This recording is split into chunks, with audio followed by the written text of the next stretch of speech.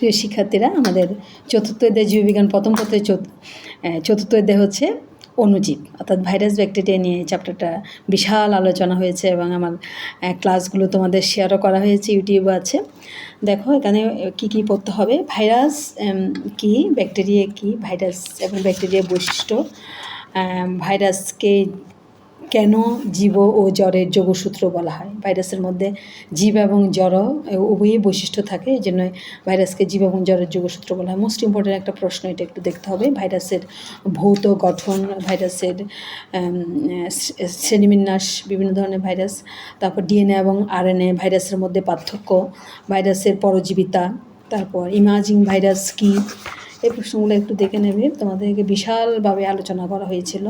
Tobacco mosaic virus চিত্রসহ আলোচনা, টিটু ব্যাকটেরিওফাস কি, টিটু ব্যাকটেরিওফাস চিত্রসহ আলোচনা। তারপর কোভিড-19 সৃষ্টিকারী করোনা ভাইরাস নিয়েও আমরা আলোচনা করেছিলাম।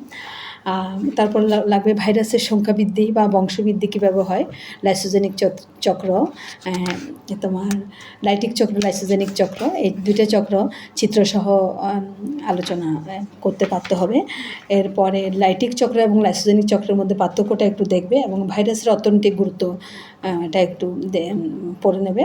তারপর ইবোলা ভাইরাস, জিকা ভাইরাস, এই ভাইরাসগুলো সংক্রমণ কীভাবে হয়, Nipah virus, SARS, bird flu, swine flu, এগুলো কীভাবে সংক্রমিত হয়, লক্ষণ এবং প্রতিকারটা তোমরা একটু দেখে নেবে। এরপরে ভাইরাস ঘটিত রোগ, যেমন হেপাটাইটিস, ভাইরাল হেপাটাইটিস তোমাদের সিলেবাস আছে, ডেঙ্গু জ্বর, পেপের রিং স্পট, এগুলোর কারণ, লক্ষণ এবং প্রতিকারগুলো তোমাদের পড়তে হবে। এর পরবর্তীতে দেখা যায় এই চ্যাপ্টারটাতে আরেকটা অংশ আছে ব্যাকটেরিয়াটা যখন আমরা দেখি, ব্যাকটেরিয়াটাকে তোমাকে প্রথমে ব্যাকটেরিয়া কী এবং এটার শ্রেণীবিভাগটা দেখতে হবে, আমি পড়িয়েছি ক্লাসে। তারপর একটি আদর্শ ব্যাকটেরিয়ামের গঠন, চিত্রসহ একটি আদর্শ ব্যাকটেরিয়ামের গঠনটা পড়তে হবে। আমি আসলে আজকে পড়াচ্ছি না, আজকে কী কী পড়তে হবে তোমাদের পরীক্ষার আগে ঠিক মনে করিয়ে দিচ্ছি। তারপর ব্যাকটেরিয়া কীভাবে বংশবিস্তার করে, ফ্লাজেলা এবং পিলি, দুইটা জিনিস আছে আমরা পেয়েছিলাম। ফ্লাজেলা এবং পিলির মধ্যে পার্থক্য, এই পার্থক্যটা একটু দেখে নেবে। ব্যাকটেরিয়ার উপকারিতাটা একটু দেখবে, ব্যাকটেরিয়ার অপকারিতা কী। ব্যাকটেরিয়া এবং ভাইরাসের মধ্যে পার্থক্য, মোস্ট ইম্পর্ট্যান্ট একটা প্রশ্ন আসে পরীক্ষাতে। ব্যাকটেরিয়া গঠিত রোগ, দুইটা রোগ তোমাদের ইয়েতে আছে, সিলেবাস আছে। একটা হচ্ছে ধান গাছের ব্লাইট রোগ এবং একটা হচ্ছে কলেরা। এই রোগগুলোর লক্ষণ, প্রতিকার, কীভাবে সংক্রমিত হয়, লক্ষণ এবং প্রতিকার সম্পর্কে তোমাদের জানতে হবে, একটু পরীক্ষাতে আসে অনেক সময়। এবার এই চ্যাপ্টারে আরেকটা ইম্পর্ট্যান্ট একটা টপিক আছে, যেটা হচ্ছে ম্যালেরিয়া পরজীবী। চ্যাপ্টারটা একটু বড়। ম্যালেরিয়া পরজীবীর প্রথমত তোমরা শ্রেণীবিন্যাসটা পড়ে নেবে, শ্রেণীবিন্যাসটা পড়বে। ম্যালেরিয়া 4টি পরজীবীর বৈজ্ঞানিক নাম, এদের বিস্তৃতি, রোগের নাম, জ্বরের প্রকৃতি, তোমাদের বইয়ে একটা চার্ট আছে, চার্টটা অবশ্যই মুখস্থ করে ফেলবে। এবং খুবই ইম্পর্ট্যান্ট একটা টপিক হচ্ছে এটা, ম্যালেরিয়া 4টি পরজীবীর নাম মনে আছে তো? কী কী পরজীবী? Plasmodium vivax, Plasmodium falciparum, Plasmodium ovale, Plasmodium malariae. এই ভাইরাসগুলোর যে ম্যালেরিয়া যে পরজীবীগুলোর নাম, বিস্তৃতি এবং রোগের প্রকৃতিটা জানতে হবে।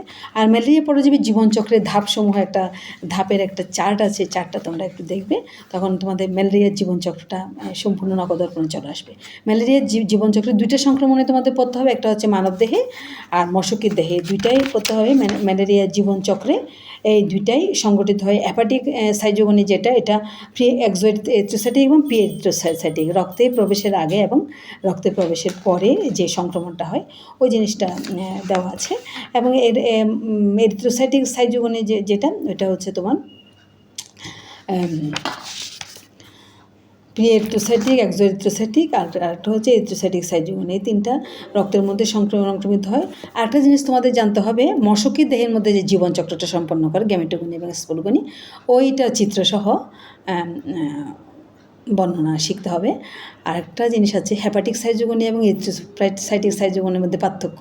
সুপ্তাবস্থা কী, অর্থাৎ ম্যালেরিয়া জীবাণু প্রবেশের পর থেকে রোগের লক্ষণ প্রকাশ পাওয়া পর্যন্ত যে সময়টা, ওইটাকে সুপ্তাবস্থা বলা হয়। এবার আরেকটা জিনিস দেখতে হবে, ম্যালেরিয়ার জীবনচক্রে যৌনক্রমটা কী, হ্যাপ্লয়েড এবং ডিপ্লয়েড দশা কীভাবে আবর্তিত হচ্ছে, ম্যালেরিয়ার সংক্রমণ কীভাবে হয়, ম্যালেরিয়া রোগের লক্ষণ, প্রতিকার এবং লক্ষণ কী, কীভাবে এ থেকে পরিত্রাণ পাওয়া যায়, এই জিনিসটা তোমাদের জানতে হবে। এবং ম্যালেরিয়ার টিকা সম্পর্কে কিছু ইনফরমেশান আছে তোমাদের বইয়ে, এটাও পড়িয়েছিলাম, এটা সবাই পড়বে। এই চ্যাপ্টারে আর এই পর্যন্ত, আর কিছু দেখতে হবে না। ধন্যবাদ সবাইকে।